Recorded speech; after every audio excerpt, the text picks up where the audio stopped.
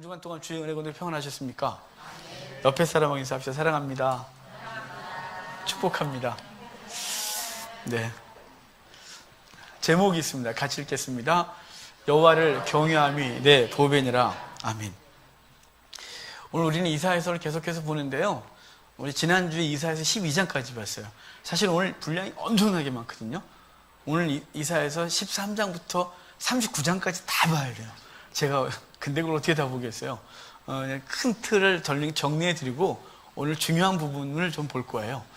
13장부터 24장까지가 열방심판 예언이에요.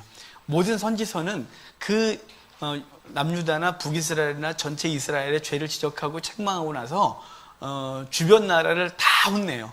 왜냐하면 주변 나라가 죄짓게 했고, 그리고 주변 나라가 그 하나님의 징계할 때 그 도구로 쓰임받으면서 과하게 이스라엘을 징벌했기 때문에 그것에 대한 대가를 지불하게 하시는 게 열방심판 예언이에요. 그래서 이사야서도 13장부터 24장까지가 유다를 중심으로 주변 모든 나라들을 다 혼내세요. 그리고 25장부터 남유다 심판 예언이에요, 사실은. 그리고 30장까지 남유다 심판 예언하고 31장부터 39장까지가 이사야서 39장까지의 1차적인 메시아는 히스기야였거든요. 그래서 히스기야를 통하여 그 민족이 아수르로부터 구원받는 이야기를 해놓는 게 39장까지 큰 틀이에요. 그러니까 열방 심판 예언을 좀 안 봐도 될 거예요. 안 봐도 될 거고, 유다 심판 예언 속에서 좀 보다가 회복 예언까지.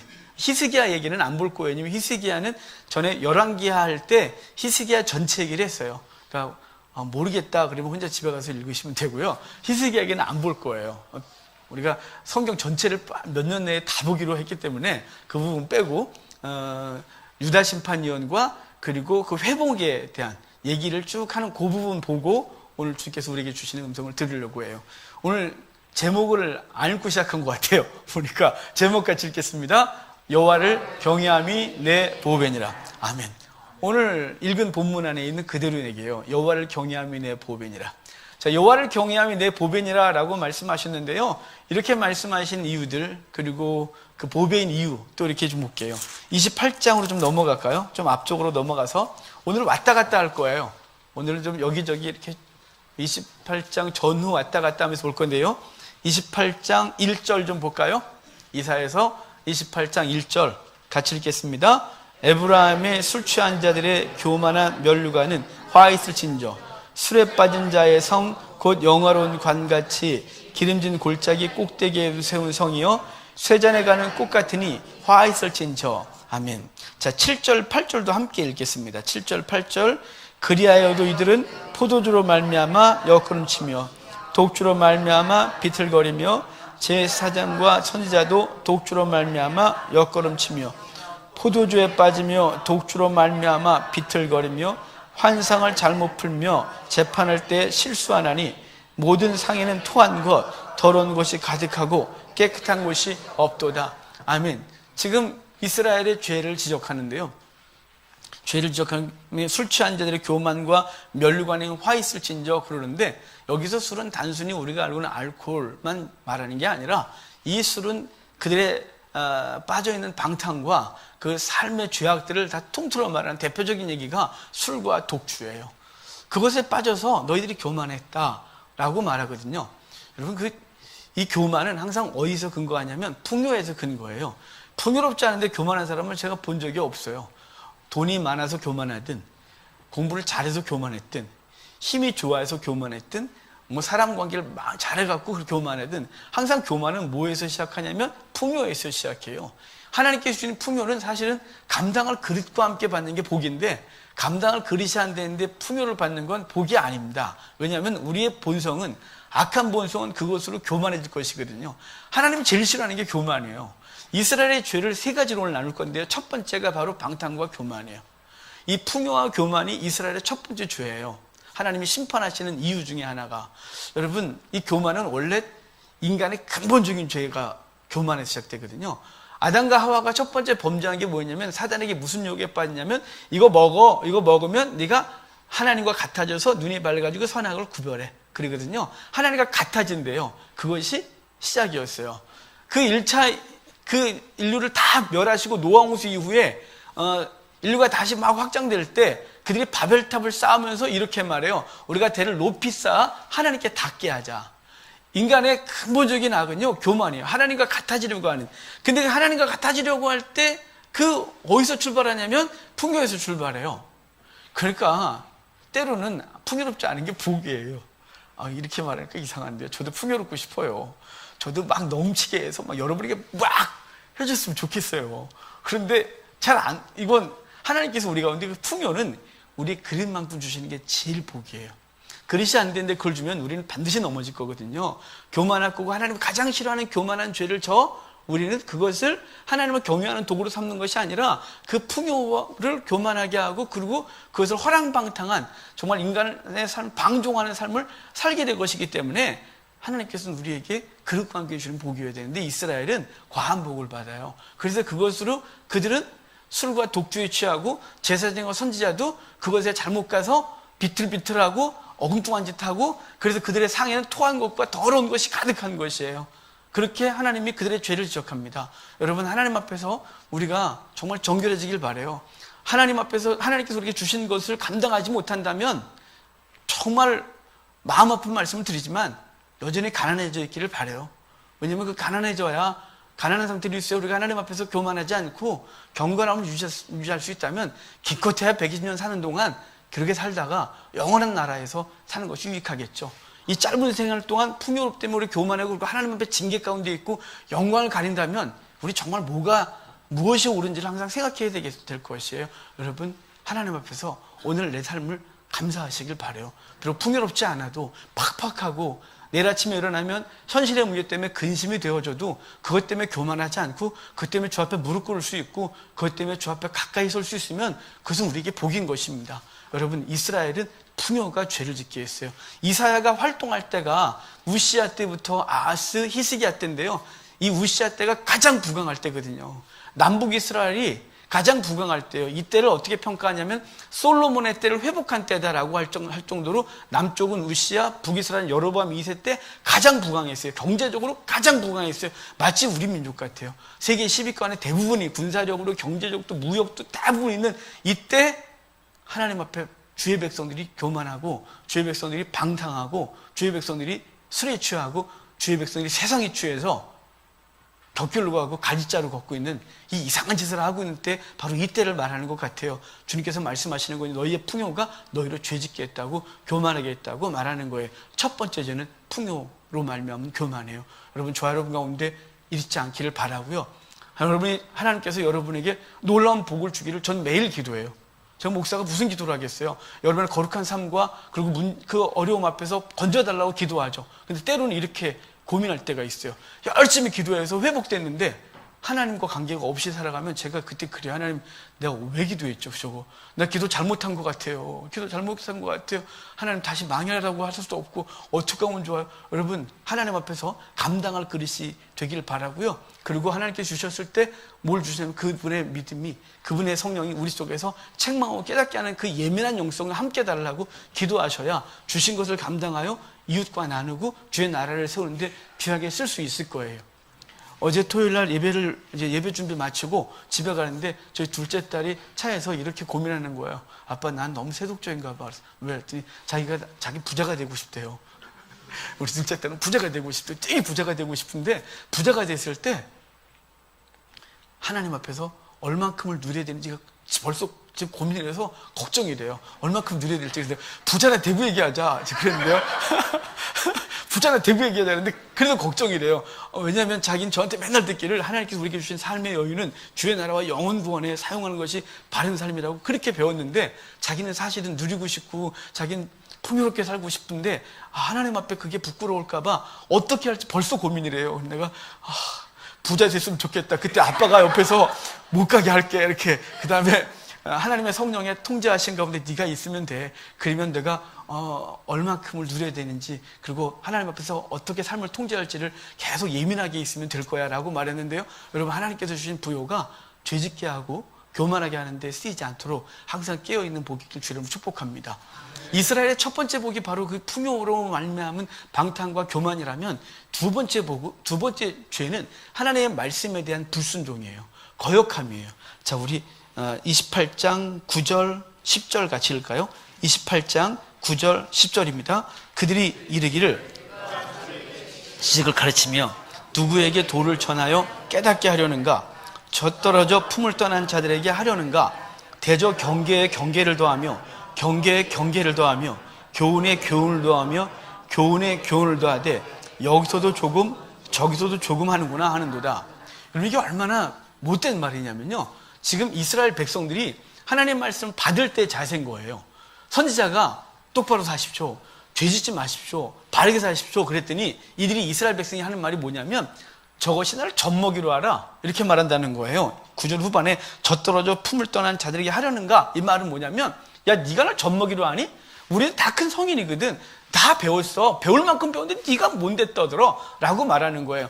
네가 마치 유초등부 애들처럼 우리한테 이렇게 하라고 그러고 저렇게 하라고 그런다, 우리를 젖먹이로 하는구나 라고 말하고, 너희가 설교는 그럴싸하게 하는데 아주 여기서 조금 저기서 조금 이 본문에서 조금 저기서 조금 보태갖고 아주 그럴듯하게 만들어서 설교를 하긴 하는구나, 아주 잘한다 네가, 이렇게 비꼬고 있는 게 여기서도 조금 저기서도 조금 이렇게 두 번이나 반복하면서, 네 번 반복하지 사실은. 교훈의 교훈 교훈의 교훈, 여기서 조금 여기서 조금 이렇게 말해서 그 설교자들의 설교를 비하하면서 아이고야 니나 잘해야, 우리도 다 컸거든, 우리 생각할 수 있어, 우리 성경 읽을 줄 알고 하나님의 뜻도 뭔지 알아, 우리가 유초등부 보듯이 니들이 아주 여기서 조금 저기서 조금 잘도 한다 니들이, 이렇게 선지자들을 향하여 비난하고 있다고 말하는 거예요. 여러분, 하나님 말씀은 누가 전하든지 간에 아멘 하셔야 돼요. 그 전하는 자가 목사건 전도사건 교사건 심지어는 꼬맹이가 집에서 아이가 성경을 엄마 아빠가 잘못하면 아빠 그렇게 하면 안 되는 거야, 예수님이 그렇게 하면 안 된다고 말했어 라고 하거든. 그때 통곡하셔야 되는 거예요.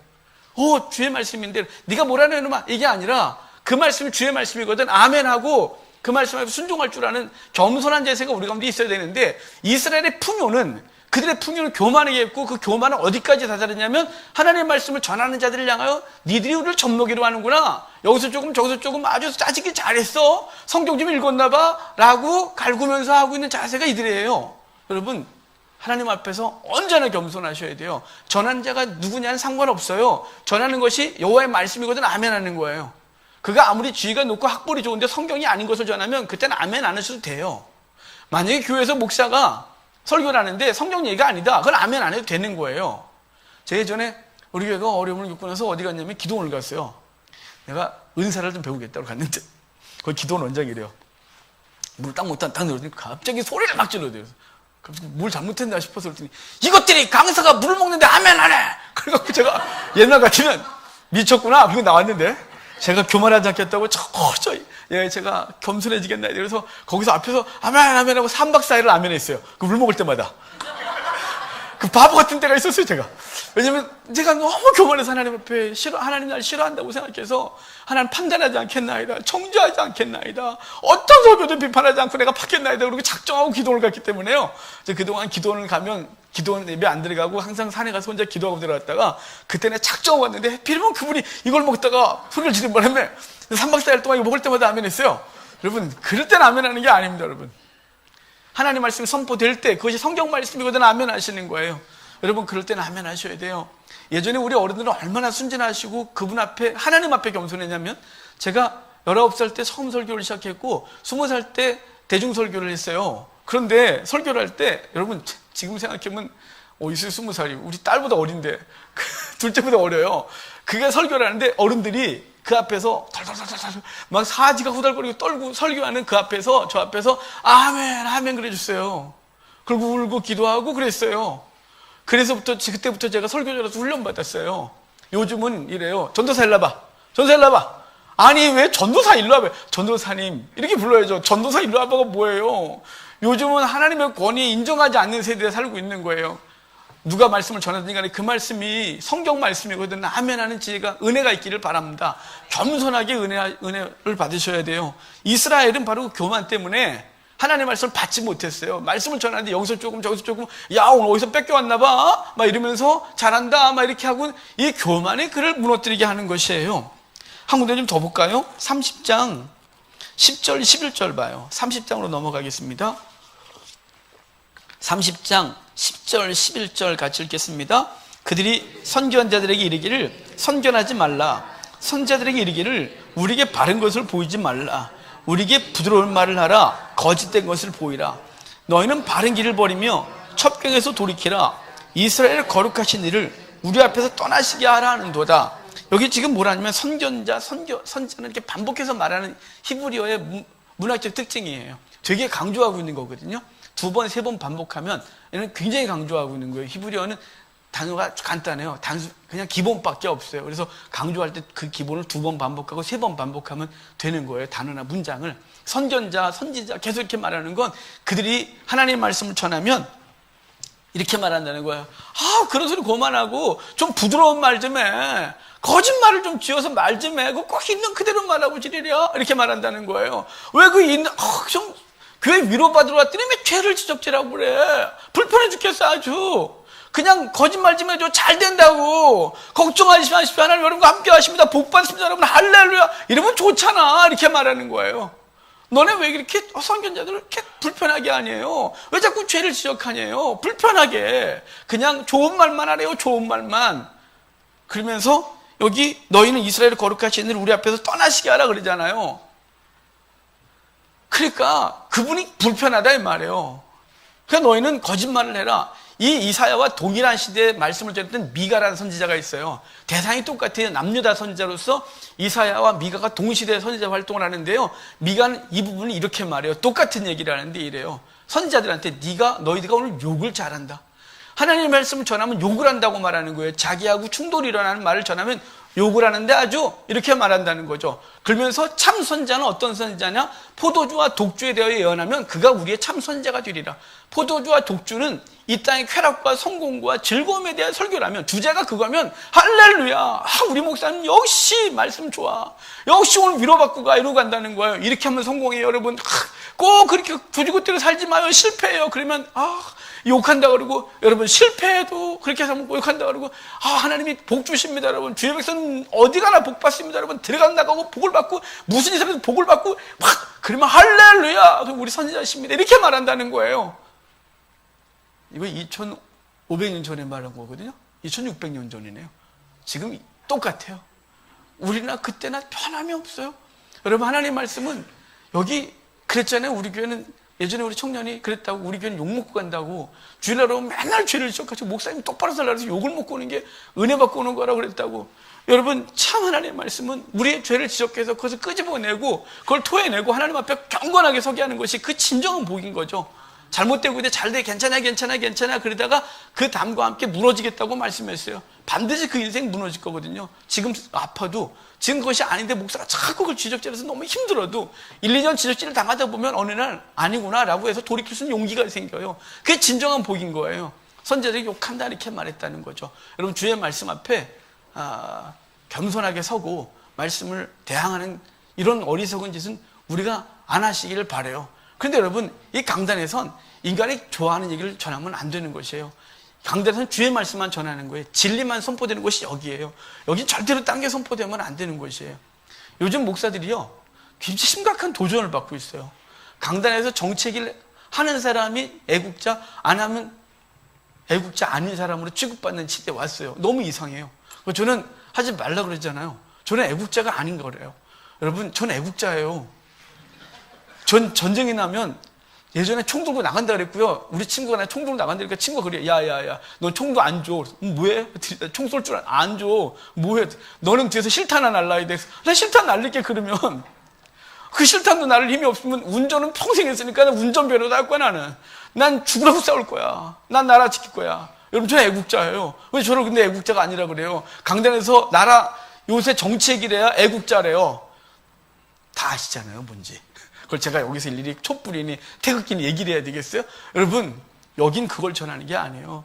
정치는 절대악 절대선이 없습니다. 사회의 가치관은 절대악 절대선이 없습니다. 절대악 절대선이 없는데 여기서 절대악 절대선이 없는 걸 얘기하면 안 되는 것입니다. 여기 절대 진리만 전하는 것이 예수 그리스도라는 복음, 피복음만 전하는 것이 이곳이고요. 이 강단이고 절대악 절대선이 없어요. 세상이 좀 시간이 지나면 그거에 대한 후대 평가가 옳다 그랬다가 바뀌고요. 시대의 가치관에 따라서 다 달라지는 거 아니겠습니까? 저만 아나요? 사회학자들이 다 똑같이 말하는 거 아니겠어요? 자본주의가 선입니까? 자본주의 잘못 사용하면 아주 그 못된 악을 갖고 있습니다. 공산주의가 악입니까? 공산주의가 제대로 활용되면 얼마나 아름답습니까? 여러분, 그것이 절대악 절대선이 없습니다. 근데 절대악 절대선인데 여기서 좌측에 계신 분은 촛불 쪽으로 막 문재인 대통령을 막 이러면서 절대로 막 지지하고, 또 우측에 계신 분은 막 등기 막 이러면서, 여러분, 하나님의 뜻이 뭔지 아세요? 교회 거룩이에요. 성도의 경건이에요. 여러분, 하나님께서 우리 한국교회를 새롭게 하기 위해서 다 쑥대밭 만들 수 있어요. 다 열려서 그냥 다. 왜 자꾸 우측에는 그러냐면 무서워서요. 괜히 우리 트라우마 있잖아요. 우리 민족에 한국교회 트라우마가 있어요. 복음이 올 때 목 날라갔고요. 일제시대 때 무지하게 박해를 당했고요. 공산당에서 이 교회는 엄청나게 핍박을 당했어요. 그러고 나서 한국교회가 엄청나게 부흥하고 갔는데 갑자기 막 두려움이 생기는 거죠. 이러다가 잘못될까봐. 뭐가 잘못될까요? 복음이요? 아니, 복음 잘못될까 염려하는 데는 하나도 없어요. 뭐가 잘못될까 두렵냐면 우리가 박해를 당하고 고통을 당할까봐. 도리어요, 이 고통당해서 한국교회가 정결해지면 하나님 그걸 원하시면 그렇게 되는 게 복이에요. 그게 선이에요. 왜 자꾸 우리는 우리의 인간의 육신의 기준을 따라서 이게 선이다 악이다 그걸 말하고 그걸로 막 복음을 성경 끄집어다가 막 얘기를 하면서 그게 진리냐? 아니요, 절대 진리 아니에요. 절대 진리는 여기 하나님 말씀만 있어요. 우리가 원하는 소리를 성경 끄집어다 얘기하면 안 돼요. 좌측은 우측은 누구든 간에 성경 말씀만 전하고, 여러분, 하나님 말씀 앞에 우리가 서는 거예요. 예레미야 때 보면 포로로 끌려갔을 때 환상 가운데 있어요. 두 가지 그 무화과 광주를 성전 앞에 보여주는 환상이 있어요. 넌 무엇을 보느냐? 예, 제가 무화과 두 광주를 보나이다. 어떠니? 하나는 극히하여 먹을 수 있고 하나는 극히 악하여 극히 좋아 먹을 수 있고 하나는 극히 악하여 먹을 수 없나이다.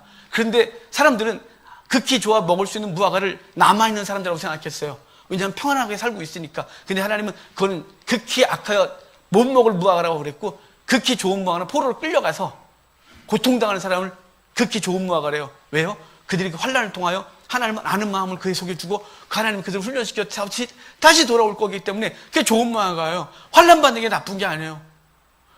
우리는 뭐가 나쁜지 뭐가 좋은지 우리의 눈으로 판단하면 안 돼요. 하나님의 절대적인 진리가 있어요. 우리는 그래서 복음만 증거하는 거예요. 하나님 말씀 앞에. 그러면서 나라를 위해 기도하는 거예요. 권력을 갖고 있는 분들을 위해 기도하는 거예요.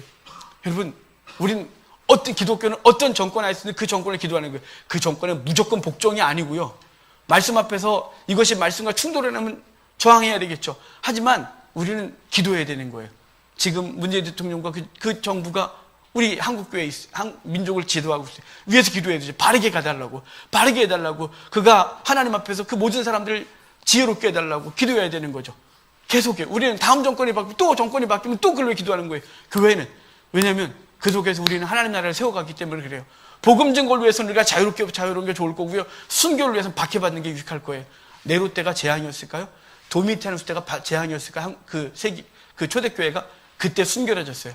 그때 믿음 지켰어요. 그때 요한계시록이 나왔어요. 그때 순교자들이 하나님의 말씀을 지키는 게 무엇인지 알았어요. 하지만 주 300년 이후에 콘스탄틴이 기독교를 공인하고 그리고 정권과 결탁하면서 그때부터 교회는 썩었고 순교한 교회는 없었어요. 한국 교회는 순교를 할까요? 한국 교회는 정말 믿음을 지키는 사람이 있을까요? 확 부질러 보면 여기 껍데기 알곡이 분명히 차이가 나요.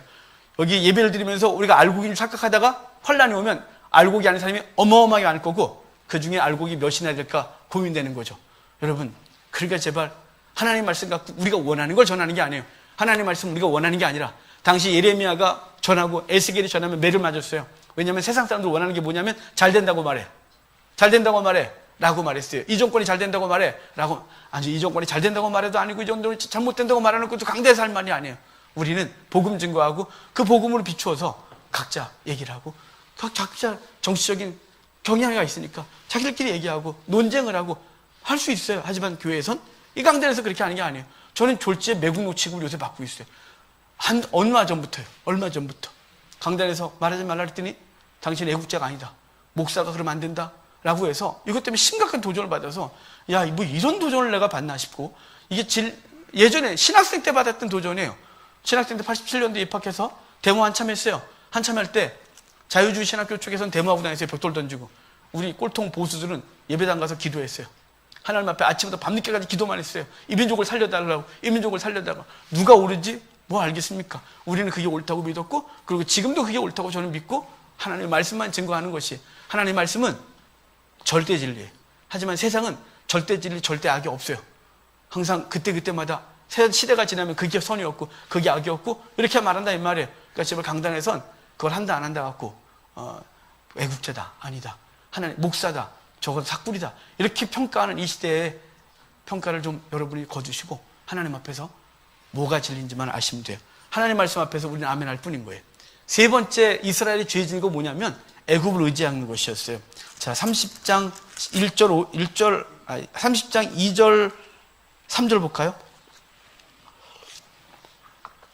30장 2절 3절입니다. 같이 읽겠습니다. 그들이 바로의 세력 안에서 스스로 강하려 하며 애굽의 그늘에 피하려 하여 애굽으로 내려갔으되 나의 입이 묻지 아니하였도다. 그러므로 바로의 세력이 너희 수치가 되며 애굽의 그늘에 피함이 너희의 수욕이 될 것이라. 5절도 봅시다. 5절. 그들이 다 자기를 유익하게 하지 못하는 민족으로 말미암아 수치를 당하려니 그 민족이 돕지도 못하며 유익하게도 못하고 수치가 되게 하며 수욕이 되게 할 뿐이라. 아멘. 31장 1절도 마저 읽겠습니다. 31장 1절 같이 읽겠습니다. 도움을 구하러 애굽으로 내려가는 자들은 화있을진저 그들은 말을 의지하며 병거의 많음과 마병의 심히 강함을 의지하고 이스라엘의 거룩하신 이를 앙모하지 아니하며 여호와를 구하지 아니하나니. 아멘. 지금 이스라엘은 애굽을 의지하려고 했어요. 사실은 히스기야의 아버지 아하스가 아수르의 조공을 바치면서 군신관계를 맺고 그의 도움으로 나라를 지키려고 했어요. 근데 히스기야가 왕이 되고 아수르와 조공관계를 끊으니까 거기하고는 의지하지 않고, 그러면 누구를 의지하냐면 남쪽의 전통적인 우방이었던 애굽을 향하여 도움을 구하려고 했을 때 이사야가 하지마 라고 말해서 끊어요. 바로 이 애굽을 의지하려고 했던 아수르를 끊으니까 애굽을 이거 아니면 저거를 의지하려고 하는 거에 대해서 하나님이 끊으시는 거예요. 그것은 도움이 안 된대요. 그것은 너에게 수치가 될 거래요. 여러분, 우리가 하나님 앞에서 지금도 똑같이 애굽을 의지하려고 해요. 애굽은 말의 많음과 말과 병거의 많음, 그것을 상징하거든요. 힘인 거죠. 우리가 문제를 만나면 인간은 본능적으로 내 주변에 누가 힘이 있나 이걸 찾아요. 그래서 그 사람이 날 도와줄까? 그래서 그 사람한테 도움을 구할까? 이게 우리가 갖고 있는 생각인 거죠. 여러분, 그럴 때 내려놓으셔요. 그냥 하나님께 무릎을 꿇으세요. 하나님이 나의 도움이시라는 사실에 대해 인정하고 그분 앞에 기도하세요. 그러면 하나님이 사람을 통해 일하시든지 환경을 통해 일하세요. 그런데 하나님이 아니라 사람을 찾아가면 수치를 당해요. 부끄러움을 당해요. 그것이 일이 돼도 당장 도움이 된 것 같은데 그 사람이 노예가 되어 있어요. 우리 다 경험했잖아요. 저도 많이 경험했거든요. 절대 사람 의지하면 안 돼요. 하나님만 바라보셔야 돼요. 저희 목회할 때 처음에 선배들의 도움을 받아서 선배들이 했던 방식이 있었어요. 왜 행사하거나 그러면 좀 힘 있는 집사님들한테 가서 집사님 이것 좀 하세요, 집사님 이것 좀 하세요, 이것 좀 하세요, 이렇게 했어요. 그게 제가 교회를 운영하던 초기 방식이었어요. 다 여기서 저한테 한 번씩 다 당하셨을 거예요. 뭐 하시라고 이렇게. 근데 제가 어느 날 하나님 앞에 이게 아닌 걸 알았어요. 내가 부끄러운 목회라, 내가 하나님을 인정하지 않는구나 라고 해서 그 다음부터는 주님 앞에 그래서 주님 나 안 할게요. 안 하고 주님 행사는 하겠지만 사람한테 안 가요. 하나님이 알아서 하십시오. 그래서 제가 그 이후로 여러분에게 단 한 분한테도 제가 이것 좀 하시죠 이렇게 말한 적이 없어요. 한 번도 없어요. 있으면 나오시면 돼요. 없어요. 10년이 넘었어요. 그렇게 한 지가. 근데 그러면 하나님 일이 안 됐냐? 아니요. 주께서 멋있게 하셨어요. 주께서 풍요롭게 하셨어요. 주께서 조금도 부족함이 없게 하셨어요. 하나님이 하시는 방법은 탁월하셨어요. 내가 생각했던 사람이 아니라 다른 사람을 통해 하셨어요. 내가 사람이 생각했던 방식이 아니라 다른 방식으로 하셨어요. 그래서 알았어요. 애국을 의지하면 수치를 당하는 걸. 여러분, 사람을 의지하지 마십시오. 수치를 당할 거예요. 사람이 도움을 주면 그 사람은 우리를 노예 삼을 것이에요. 근데 여호와를 의지하면 주님께서 절대로 그런 일을 당하게 하지 않으세요. 왜냐하면 그분은 우리의 좋으신 아버지시거든요. 오늘 읽었던 본문이 있잖아요. 33장 6절이 전 너무 좋거든요. 여호와를 경외함이 내 보배니라. 이 보배니란 말을 직역을 하면 여호와를 경외함이 너의 열쇠니라 이 말이에요. 열쇠. 오늘 일부 예배 때 순기가 기도를 했는데요. 순기가 막 기도를 하면서 하나님의 주권에 대한 기도를 계속했어요. 근데 내가 너무 좋았어요. 주권. 하나님의 주권에서 그분의 통치 가운데 그분이 나를 환난 가운데 넣으시면 하나님의 계획인 줄 믿고 뭐 이런 얘기를 막 했어요. 그래, 야, 참 고맙다. 우리 성도는 어떻게 기도도 이렇게 멋있게 할까? 이렇게 그랬는데 여러분, 그분이 주권을 갖고 있다며 인정하시죠? 그분의 삶의 모든 것들을 주권을 갖고 공중권에서 잡은 자까지도 사단도 그분의 허락한 가운데 우리를 환난 가운데 넣고 시험하고 유혹해요. 그러면 우리의 그 문제 해결자는 누구냐면 하나님인 거죠. 그분이 자물통을 만드셨으면 열쇠를 그분이 갖고 계신 거예요. 그래서 이렇게 말하는 거예요. 모든 문제에 대해서 이 문제를 쭉 얘기를 해놓고 주님께서 말하는 거예요. 여호와를 경외함이 너의 열쇠니라.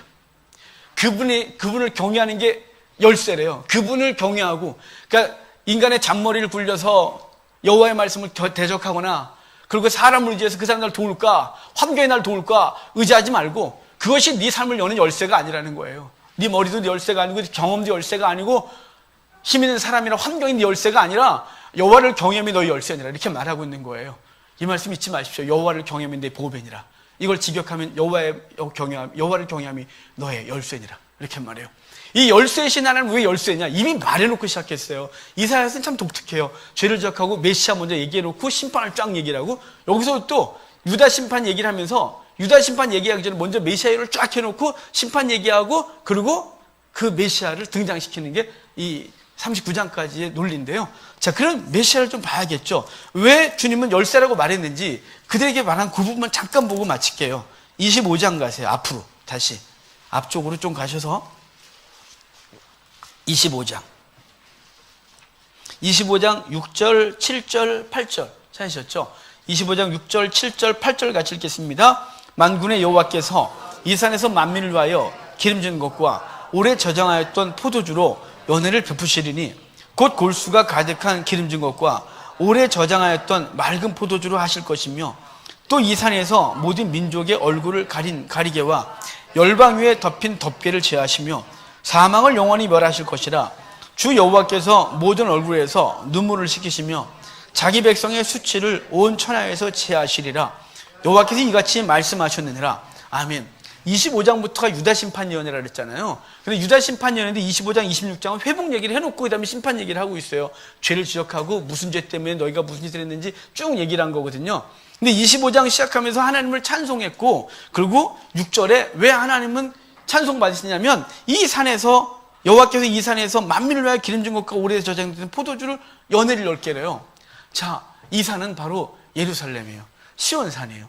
이 산에서 만민을 위하여 기름진 것과 포도주로 잔치를 베풀겠다. 이 말은 그분께서 회복을 1차적으로는 그 민족을 회복시킬 거다. 그 환난과 박해가 끝나고 나면 그 민족을 다시 풍요롭게 할 것이다 라는 1차적인 예언을 하는 것이지만 이 구약의 메시지들은 그리스도를 예표한다 그랬잖아요.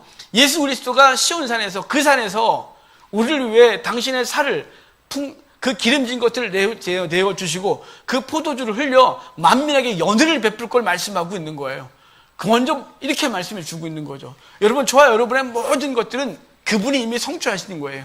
갈보리 산 언덕에서 그분이 십자가에 달려 죽으시고 부활하심으로 우리에게 당신의 살을 기름진 것을 제공하시고 당신의 피를 제공하심으로 포도주로 연회, 그의 살과 그의 피로 만민에게 연회를 베풀어 그것을 먹는 자마다 생명을 얻게 하시는 놀라운 은혜를 여기서 예고하고 있는 거예요. 그것은 히스기야를 통해 1차 성취됐다면 예수 그리스도를 통해 영원히 성취되고 있다는 사실을 말씀해 주고 있는 거예요.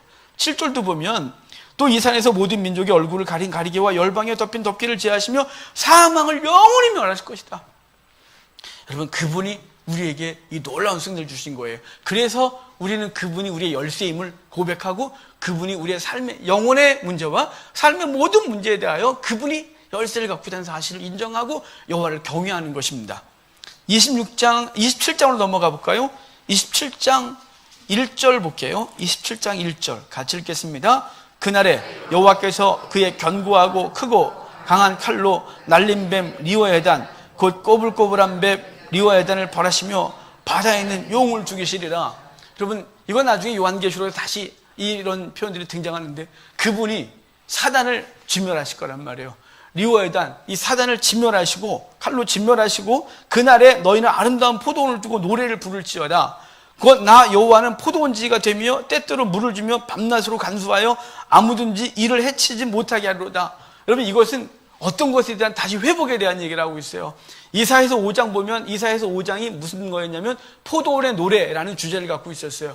1장부터 이스라엘의 죄를 막 지적하고 내가 심판하리라 라고 말하면서 이사야서 5장 오면 내가 포도원을 만들고 울타리를 두르고 그리고 극상품 포도나무를 심었는데 들포도를 맺었다. 내가 거기에 술틀을 만들고 막 이것저것 다 준비했는데 너네가 엉망이었다. 그래서 내가 너희에게 실망해서 울타리를 거두어 들짐승에게 먹힘을 당하게 했다고 해서 포도원의 노래를 이사야서 5장의 슬픔으로 불러요. 그러면서 6가지 화를 바라시면서 화 하면서 그들의 죄를 지적했어서 그 죄가 바로 들포도라고 말했는데, 여기 다시 그 모든 죄를 심판하시고 이스라엘 회복시키시면서 하는 말이 뭐냐면, 너희가 포도원에 거하라는 거예요. 그날에 너는 아름다운 포도원을 두고 노래를 부를지어다 라고 말하는 거죠. 그 무너졌던 포도원 다시 회복시키는 거예요. 그 들포도를 맺어서 다 먹힘을 당했던 포도원을 다시 회복시키겠다고 말하는 거죠. 그러면서 여호와는 포도원지기가 되며, 여러분 이걸 어떻게 성취했나요? 요한복음 15장에 이렇게 말씀하세요. 주님께서 겟세마네 동산으로 가시면서 14장까지 성령 얘기하고 일어나 함께 가자. 그래서 감람산으로 가시다가 포도원에 대한 비유를 하세요. 아버지는 농부시고 난 참 포도나무니 너희는 가지다. 가지가 나무에 붙어 있으면 절로 과실을 맺는다라고 말씀하셔서 참 포도 열매를 많이 맺을 거라는 거예요. 근데 농부가 누구라고요?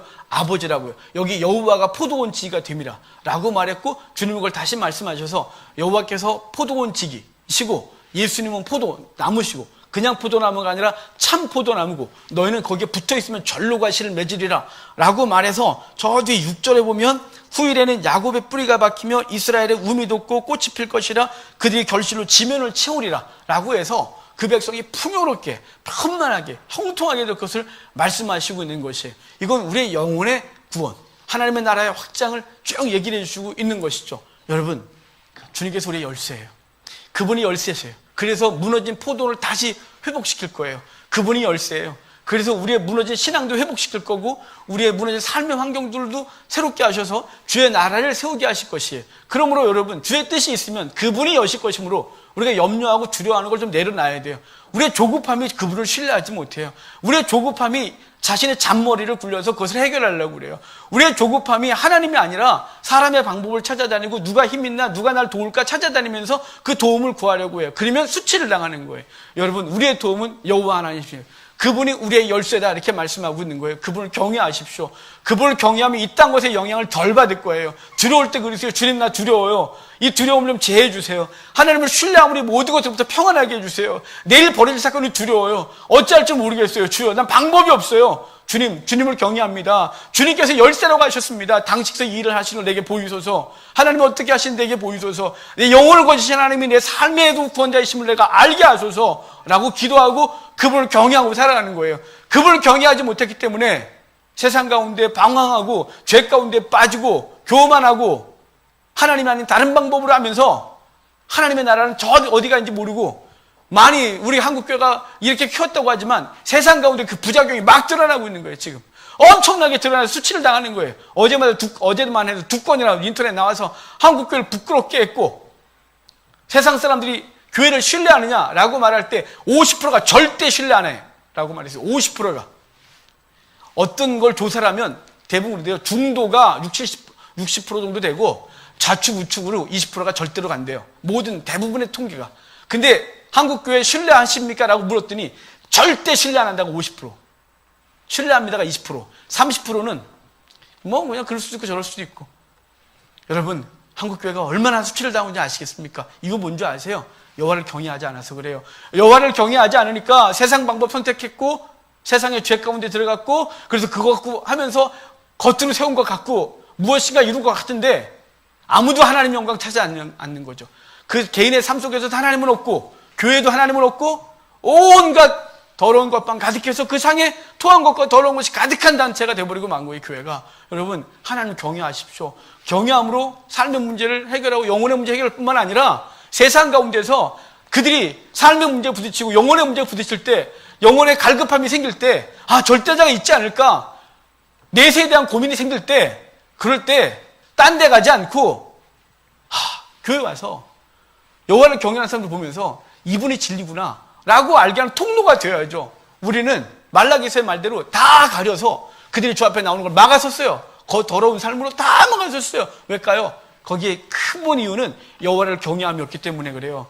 여호와를 경외하지 않아서 자기 잔머리 생각하는 거예요. 여호와를 경외하지 않아서 사람 의지하는 거예요. 여호와를 경외하지 않아서 인간적인 힘을 의지해서 그것을 무엇인가를 이루려고 하는 거예요. 그것 다 내려놓고 좀 하나님 앞에 맡겨보세요.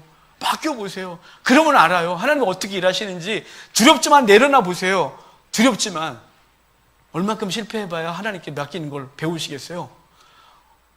여기서 더 무너지면 별게 있겠어요? 제가 보면 우리 뭐 대단한 사람들 별로 없는 것 같은데 여기서 더 무너질 게 뭐 있다고 자꾸 붙들고 그걸 그러고 있어요. 맡기세요. 그분, 당신이 내 삶을 이끄소서, 우리 가정을 이끄소서, 우리 사업터를 이끄소서, 그래서 하나님의 영광을 드러내게 하소서 라고 그분께 다 맡기세요. 그럼 그분이 어떻게 일하시는지 보고 그럼 그분에 대해 절대 신뢰가 생겨요. 절대 신뢰.